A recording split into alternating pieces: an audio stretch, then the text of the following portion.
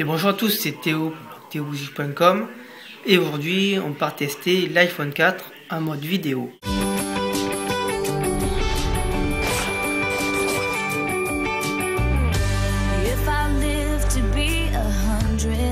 Never see the seven wonders, that'll be alright.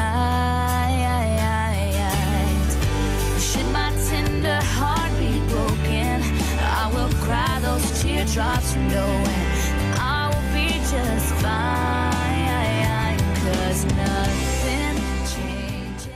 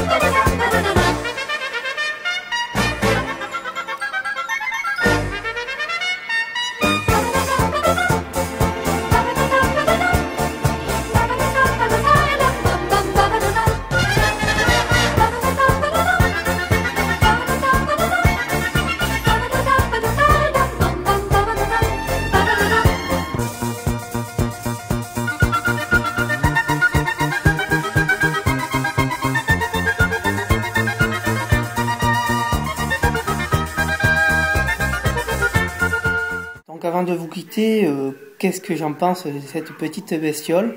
Ben, c'est tout à fait bluffant et c'est là que la théorie de Steve Jobs est bien effective, puisque l'iPhone 4 on n'a que 5 mégapixels, mais son dispositif est très bon, donc la vidéo est de qualité. Bon, ça reste de la HD 720, ce qui va arriver à mon avis sur l'iPhone 5, ça sera la Full HD, qui ne sera pas étonnant, mais déjà la 720p est pas mal sur cet iPhone, comme d'ailleurs le Galaxy S, puisque j'avais testé la vidéo. Je ne vous ai jamais fait la vidéo, mais je l'ai testé, donc il filme comme le Galaxy S, sauf qu'à l'exception il y a un flash LED qui lui permettra de filmer la nuit, mais ça sera dans un autre podcast qui suivra celui-là tout simplement. Sinon, l'autofocus est très réactif, je trouve. Bon, le seul truc qu'on peut reprocher, comme le Galaxy S, c'est qu'il va compenser les surexpositions par des couleurs plutôt roses. Il a le même défaut, on va dire, que le TZ10 de Lumix, de Panasonic, je vais y arriver. Mais sinon, c'est le seul reproche qu'on peut lui faire. Au niveau photo, c'est plus ou moins propre. Ça reste un portable, c'est pas génial quand même, mais c'est pas mal pour dépanner. Voilà. Sinon, bon, vous allez me dire, j'ai le WX5 chez moi. Oui, mais vous voyez que là, en attendant, je filme avec l'iPhone 4 pour tester. Ça me permettra tout simplement de filmer lorsque je n'aurai pas le WX5 sur moi. Mais voilà, sinon très content de ce petit joujou. C'était donc Théo, donc théobougie.com. Je vous souhaite une bonne fin de journée.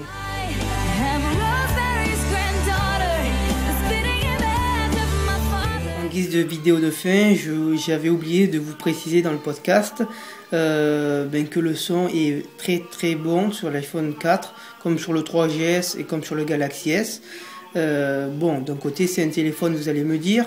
Il faut que le correspondant en face vous entende, mais bon, ça c'est un téléphone.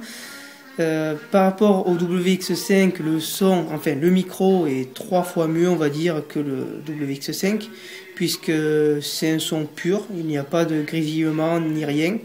C'est ce que je peux reprocher d'ailleurs au WX5, ça vient du micro tout simplement. Ça, je ne peux rien y faire malheureusement. Voilà. Au niveau stabilisation, vous avez pu constater que c'est plus ou moins bien. C'est en tout cas mieux que le WX5. Voilà. Qu'est-ce que j'allais oublier de vous dire? Oui, l'autonomie. L'autonomie est franchement bluffante par rapport au 3GS. parce que bon, vous allez me dire que les autres c'est mieux, c'est vrai, mais par rapport au 3GS c'est pas comparable. Voilà. Après, au niveau de l'écran Retina, ça apporte un réel confort d'utilisation, puisque moi je l'utilise assez fréquemment, et donc c'est très très agréable de l'utiliser.